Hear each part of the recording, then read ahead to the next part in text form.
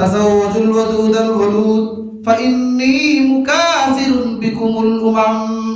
তুমি ওই সমস্ত বংশের মহিলাকে বিবাহ করো যারা অধিক সন্তানবতী হয়, অধিক সন্তান প্রসবা হয়, মমতাময়ী হয়। যেই বংশের মহিলারা অধিক সন্তান প্রসব করে এবং স্বামীর প্রতি বেশি অনুরাগী মমতাময়ী হয়, এমন মহিলাকে বিবাহ করে। সুবহানাল্লাহ। কেন?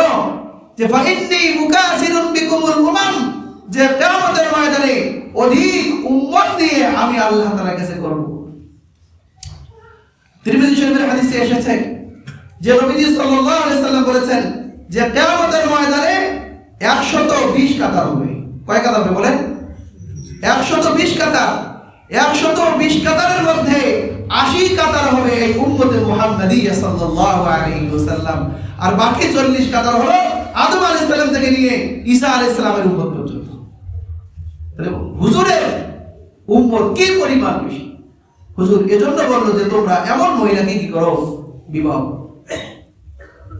তো এগুলো বুঝবে কিভাবে? ওই যে বংশের কি থাকে, রগের টান থাকে, ওগুলি দিয়েই বোঝা যাবে। তারপরেও যদি কারো না হয় সেটা ভিন্ন কথা, কিন্তু বংশের